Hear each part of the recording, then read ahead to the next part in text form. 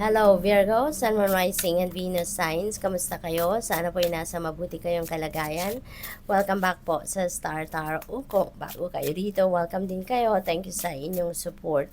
I truly appreciate it. God bless you all. Virgo, Two of Cups. Yan. This is partnership. Maring partnership ito in love, no, romantic and love relationship, baka friendship, baka business partnership, no? Whatever kind of partnership ito, napakaganda nito kasi parang ano lang kayo, parang nagsusuportahan kayo dito, you're sharing the same goals, you're sharing the same vision, parang ganon. Kaya masaya, maganda ang pagsasamahan na ito ninyo. That this kind of relationship is going to be successful, no? What else? We have Knight of Swords. Ayan, things are going to to be moving in a fast pace. Mabilis ang mga pagbabago sa buhay ninyo sa ngayon. Mabilis ang mga kaganapan. No? Kasi wala nang mga delays ngayon. Wala nang mga blockages sa buhay sa ngayon, Virgo. Kaya napakaganda. We have Ten of Swords. Ayan. So, alam mo, galing ka dito sa sitwasyon na siguro nahirapan kayo ng todo-todo, no? Parang tignan mo ng mga swords, no? Tusok na tusok sa inyong buong katawan kasi parang buong katawan bumagsak kayo sa kung ano man na nangyari dito, no? Na nasaktan kayo ng todo-todo na kung sino man. You were betrayed siguro, you were cheated on, napagsinungalingan kayo, niloko kayo, kung ano man, no? Na talagang nadurog ang puso ninyo dito at talaga nasaktan kayo ng todo-todo, no? Kaya ganun na lang, no, ang pag-depict, no, ng card na to sa sitwasyon na yan. And that happened, no, in the past. Tapos na yan, nangyari na yan.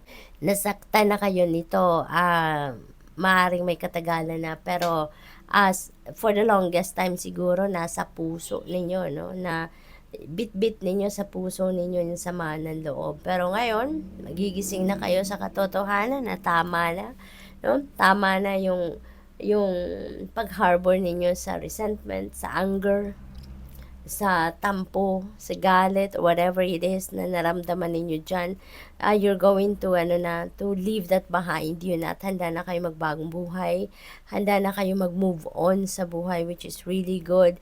Kasi pinipili nyo na dito yung sarili ninyo, pinipili nyo na yung inyong kasiyahan. Kaya maaaring ngayon matututo na kayo mag-forgive, no? At mag-forgive kayo hindi dahil sa kanila, no? Kundi dahil sa sarili mo na gusto mo nang bumangon muli, gusto mo nang mabuhay ng matiwasay, no, na in peace, yung ganon. Kaya yun ang gagawin ninyo sa ngayon. Parang things are looking good, no, ahead of you sa ngayon. Kasi ito na yung babangon na kayo, no. So we have Queen of Wands and you're going for it. Kasi si Queen of Wands, ano to very determined, no, gagawin niya ang lahat kahit ano man ang suungin niya, susuungin niya yan, makamit niya lang kung anong gusto niya, no? She's not going to allow anything or anyone to get in her way. Once na meron na siyang naset sa isip niya na gusto niyang gawin, she's going for it. Pagsisikapan niya yun ng bonggang-bongga, no? Kaya yun ang mangyayari dito for you, Virgo. Talagang gagawin mo ang lahat, no? Para matupad mo kung ano man yung gusto ninyong matupad. The full energy, you're starting fresh talaga. No? Dito, this is an ending and beginning energy. The full energy is a new beginning energy. So definitely, Virgo, magsisimula talaga kayo ng bagong chapter sa buhay ninyo sa ngayon. Maaaring susubo kayo ngayon ng mga bagong bagay, no, that you've never done before. Susubo kayo dito ng parang mas magiging adventurous kayo sa ngayon sa mga papasukin ninyong sitwasyon sa buhay, no? So good luck. We have Four of Cups. Ayan, may mga offer. So, maaring yung offer na to, you're going to grab that opportunity at yan ang susimulan ninyo, no? So, depende sa inyong sitwasyon. It could be related to relationship. Baka bagong relationship ang papasukin ninyo dito, bagong trabaho, bagong career path, baka bagong place of residence, no? Baka magta-transfer kayo sa ibang ibang lugar, maaring mag-abroad din ang iba sa inyo. So, depende, no, sa inyong sitwasyon. But definitely, you're starting something fresh and something new. We have Knight of Wands. Ayan. So, use your intuition, Virgo. Sa lahat, kasi parang you're on the move sa ngayon. Marami kayong pinagkakabisihan, marami kayong travel siguro na gagawin sa ngayon, or baka may travel plans kayo. At siguro hindi na kayo dito parang konti lang ang oras ninyo magpapahinga. Pero you're always on the go, no? Kaya maiging pakinggan ninyo lagi, no, ang bulong ng iyong intuition. Papakinggan ninyo lagi yung divine guidance sa inyo ng universe. Para kahit lagi kayong busy, lagi kayong on the go, at least, guided kayo. Alam ninyo kung saan kayo patungo, alam ninyo kung aling path ang dapat ninyong tahakin, okay? So, what else, Virgo? We have Ace of Cups. Wow, napakaganda.